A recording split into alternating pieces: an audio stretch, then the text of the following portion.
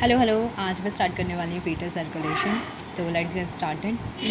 Fetal circulation में क्या होता है मैं पहले बता देती हूँ। फीटल सर्कुलेशन ना प्लेसेंटा से स्टार्ट होता है। प्लेसेंटा फॉर्म होता है mother tissue and the baby, जो यंग फीटस होता है उसकी टिश्यू में, और वो मदर की बॉडी में प्लेसेंटा होता है, जैसे कि फीटस न्यूट्रिशन एंड ऑक्सीजन और एक्सक्रीटरी जितना भी वेस्ट होता है फीटस का, वो प्लेसेंटा के थ्रू मदर में जाके वो रिमूव हो जाता है फ्रॉम द बॉडी। ठीक है, तो वो चीज़ प्लेसेंटा है।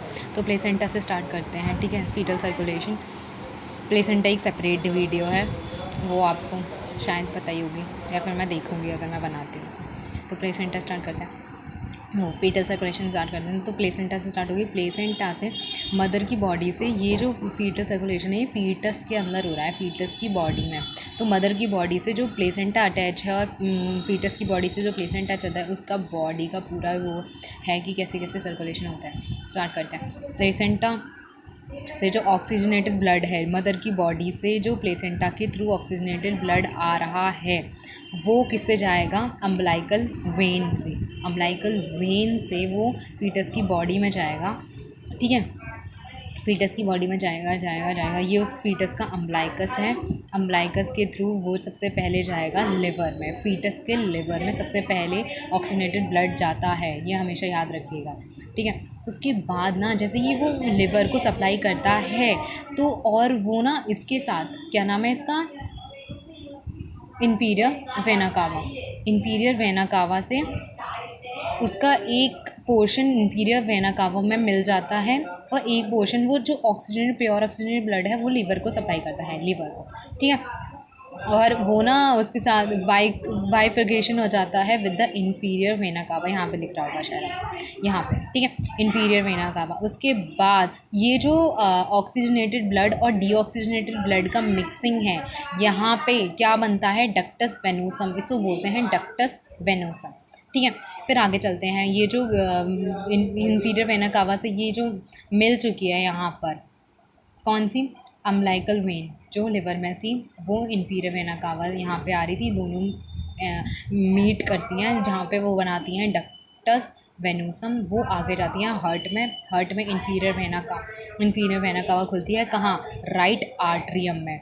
राइट आर्ट्रियम में जाके वो ब्लड सप्लाई कर देती है। उसके बाद जो वो ब्लड है वो कहाँ जाता है? राइट आर्ट्रियम से वो लेफ़्ट आर्ट्रियम में जाता है। और क्योंकि यहाँ पे एक फोरामेन ओवेल होता है जो कि सिर्फ फीटस की बॉडी में एक ओपनिंग होती है जिससे कि राइट आर्ट्रियम से लेफ़्ट आर्ट्रियम में ब्लड जा सकता है, उसे बोलते हैं फोरामेन ओवेल। तो उसमें जाएगा ब्लड। ठीक है, एक तो यहाँ चला जाता है और दूसरा ब्लड कहाँ जाता है?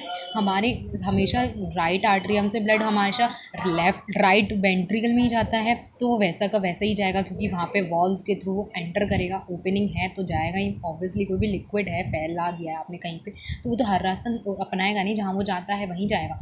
तो फोरामेन ओवेल से एक तो वो ये इंपॉर्टेंट है कि फोरामेन ओवेल से वो राइट आर्ट्रियम के थ्रू लेफ्ट आर्ट्रियम में जा रहा है। समझ रहे हैं आप? गुड। उसके बाद वो राइट आर्ट्रियम में जाता है। राइट आर्ट्रियम से क्या होता है? राइट आर्ट्रियम से लेफ़्ट आर्ट्रियम में जाएगा टू द फोरामेन ओवेल। फिर वो लेफ़्ट आर्ट्रियम से हमेशा कहाँ जाता है ब्लड? लेफ़्ट वेंट्रिकल में। हम सर्कुलेशन में तो इतना पढ़ा ही होगा। ठीक है, फिर लेफ़्ट वेंट्रिकल से हमेशा कहाँ जाता है ब्लड? आर्टा के थ्रू पूरी बॉडी, होल बॉडी को सप्लाई होता है, तो वो पूरे बॉडी में सप्लाई हो जाएगा। ऐसे जो है आर्टरियल सप्लाई होती है। लेकिन एक और चीज़ है, अब जहाँ से यहाँ पे लेफ़्ट आर्टरियम के थ्रू आर्टा में तो चला गया, लेकिन जो यहाँ पे राइट आर्टरियम से राइट वेंट्रिकल में जो ब्लड आया है वो भी ट्रांसफ़र होता है पल्मोनरी ट्रंक के थ्रू, पल्मोनरी आर्टरीज़ के थ्रू वो भी ट्रांसफ़र होता है। वो कहाँ जाएगा? वो लंग्स में जाता है। लेकिन लंग्स में हमेशा प्योरीफिकेशन होने के लिए जाता है ब्लड। लेकिन यहाँ पे क्या होता है, ये जो राइट वेंट्रिकल के थ्रू जो पल्मोनरी ट्रंक से जो ब्लड जाता है लंग्स में, नॉट फॉर द प्योरीफिकेशन, क्योंकि लंग्स सबका काम नहीं कर रहे होते हैं। हम हमेशा मदर से लेते हैं ऑक्सीजन ड्यू टू इस प्लेसेंटा के थ्रू। ठीक है, तो यहाँ पे सिर्फ लंग्स के मैचुरेशन और उसके ग्रोथ के लिए यहाँ पे ब्लड जाता है, क्योंकि हर बॉडी पार्ट को ऑक्सीजन पहुंचाना ज़रूरी है फीटस की, वरना वो ग्रो कैसे कर पाएगा, वो मैच्योर कैसे हो पाएगा, वो डेवलप कैसे हो पाएगा। इसीलिए लंग्स में भी पल्मोनरी वेन्स के थ्रू जाता है।